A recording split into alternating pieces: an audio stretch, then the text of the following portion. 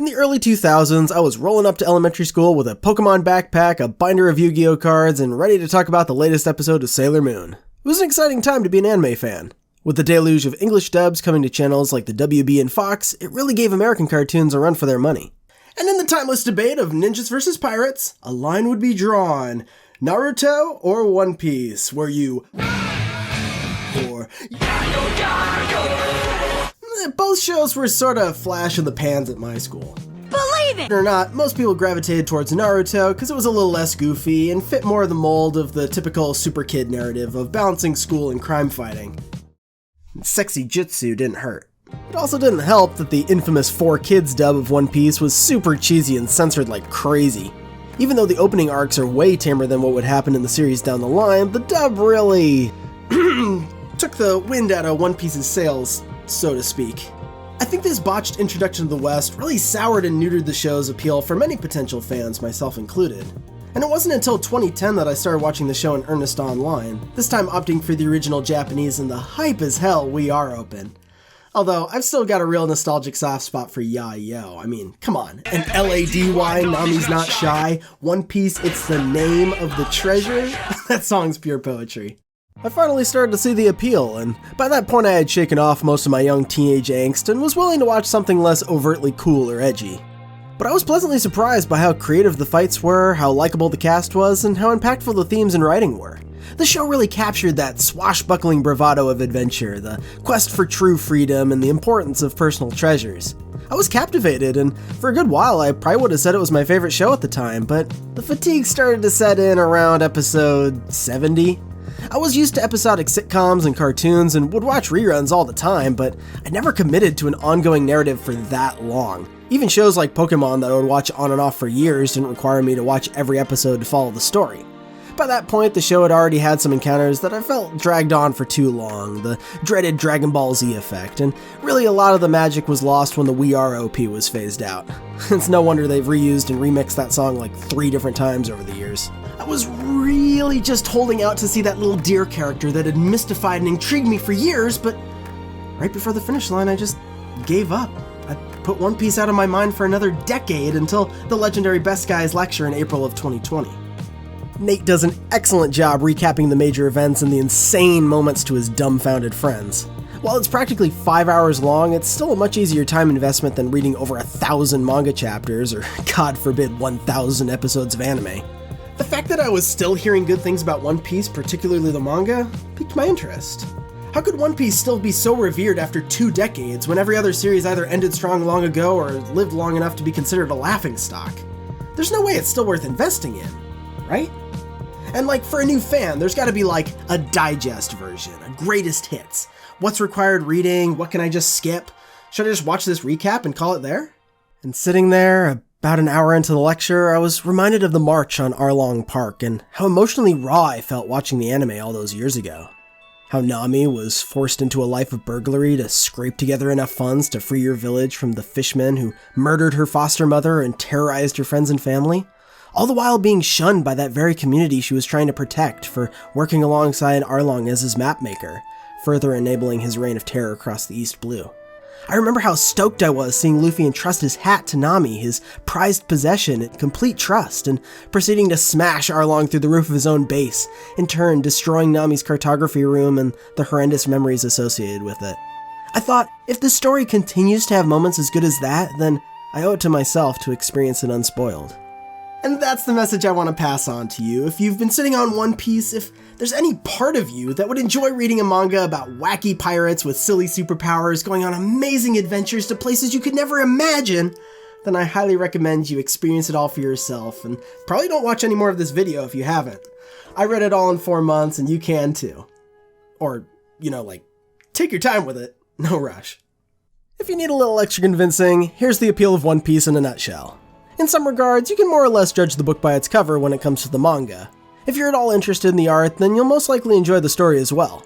One Piece is also the quintessential shonen comic. Lots of fights and adventures, and willpower overcoming adversity, and it can basically go on indefinitely with new locations, villains, conflicts, etc. If you're savvy with the genre, you'll know what to expect. The beauty of One Piece isn't how it's secretly some deep, subversive meta-narrative or deconstruction, it's just the perfect execution of its genre. In my eyes, it's practically flawless as a scrappy underdog hero's journey. A tale of shared adventure, camaraderie under a mutual goal, friendship, nakama. No one told you life was gonna be this way. I'll be there for you. 'Cause I'm there for you too. Most of the cast is cut from pretty straightforward archetypes, but what Oda's done is found fun and unique ways to play with those tropes. And it's not about how deeply thought-provoking the writing is, or how particularly multifaceted or complex a single character or moment is, but just the massive breadth of rich content. The world building is top class with how truly daunting it is, and how masterfully it's woven together in interesting ways. The zany characters and powers feel concrete, because everything feels so congruent. One Piece is the tale of a spunky young brat named Luffy.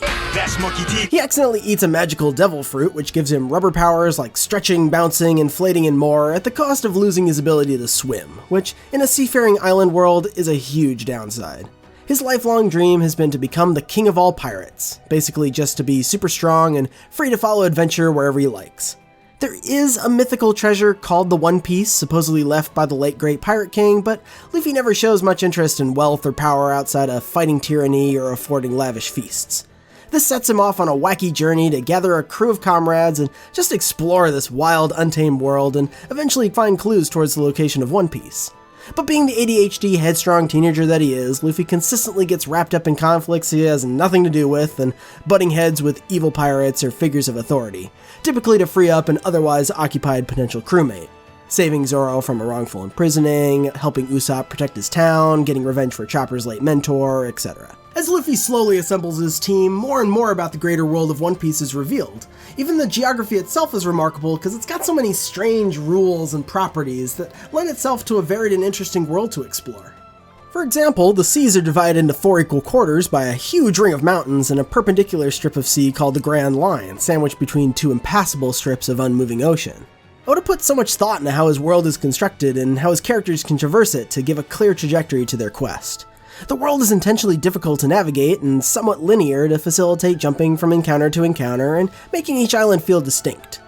While I'd mostly categorize the story as a fantasy, the technology fluctuates between classical pirate eras and far future sci-fi, all the while adhering to established fantasy world building like using transponder snails instead of phones. Because each island is typically self-sufficient and cut off from the rest of the world, there's a ton of variety, which keeps things fresh and interesting.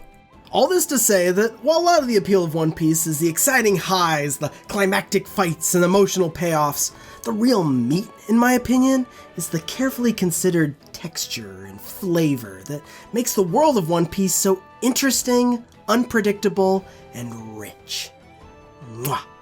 That goes for the powers as well. While many long-running manga as well as superhero stories rely on how interesting and memorable their abilities are, One Piece differentiates itself by being so inventive and often silly with how its devil fruits work. You have your elemental powerhouses who have the big clashes, but no other writer would come up with the power to turn your body into a skin suit that another person can wear to double your strength. Or not only the idea of animal-based powers like albatrosses or giraffes, but then feeding those powers to inanimate objects like swords and bazookas. Yeah, you heard me right. Oda could have just as easily given the sword devil fruit to an elephant, but no, he gave the elephant fruit to a sword! This is the kind of next level insanity you can only get from One Piece, and I think it's all the more memorable and remarkable because of it. It's not just silly nonsense, and it's not just edgy seriousness. The action bounces back and forth effortlessly, and oftentimes the goofier abilities like stretching mochi or sprouting body parts on any surface become the most versatile and powerful abilities in the whole story. It's telling that our protagonist has rubber powers. That something so unassuming and weird would get Luffy this far, and Oda still finds fun and unique ways to use that rubberiness to make epic fights and funny gags. I'd hate to ruin any specifics, but I want to reiterate that Oda really is capable of some truly impactful emotions. From triumphant, earth-shattering hype that made me burst out of my seat to cold, shuddering horror and grief, as characters I deeply care about were crushed under the weight of abuse and tyranny. And there's a load of good cries, dude. Oda is so good at making me cry, man. Even watching the super truncated Pirate Warriors 3 cutscenes got me teary. If you're worried that this is all popcorn fluff entertainment, then don't be. Now, if you don't think you can get behind reading this much manga, then I would encourage you to try reading a bit of it. Personally, I think it's got a pretty brisk opening 100 chapters, which I know is already a hard ask. You can certainly try the anime as well, which can add a lot to the characterization and impact of the cool moments, but it's even more daunting of a task, and you very well might lose interest like I initially did. But I still think Oda's work stands on its own and perfectly captures the expressiveness, humor, and excitement of the series through the illustrations alone. And while there are plenty of great ways to read it, like online through Viz.com's affordable Shonen Jump subscription or through your local library, I highly recommend tracking down the fan digitally colored comics. The original black and white is still excellent, but Oda can get a little hectic with his compositions, and it can be hard to appreciate some of the detail, or sometimes the scans aren't as clean as they could be. I think you get the best of both worlds with the color edition, because you get accurate coloring to the anime, which can really enhance the atmosphere, beauty, or drama of a scene, but again, it's all personal preference. Enjoy the story however you like. And while I have some specific critiques about Oda's writing, from some awkward pacing, questionable characterizations, or mishandled payoffs, the strength of One Piece as a story is how truly epic it is in scope. And despite lasting nearly 25 years, I think it's just as good, if not better now than it's ever been. There are many better stories that are perfectly succinct and densely packed, with higher highs and a relentless narrative that leaves you completely satisfied in one viewing, 12 episodes, or a handful of volumes. But nothing quite captures the endless possibilities and unbridled adventure of One Piece. While other stories live long enough to be an empty shell of their former glory, One Piece has endured with an unmarred legacy and continues to climb to greater heights. After the dozens of hours of ravenously consuming this story, I was still left wanting more. And there still is more! I have the absolute privilege to come into this humongous series, experience it all for the first time, and be caught up to watch the story unfold live with decades-old fans. Now is truly the golden time to become a One Piece fan and be a part of its history as it finally comes to a close in the next few years. If that's not enough to entice you, then I don't know what will.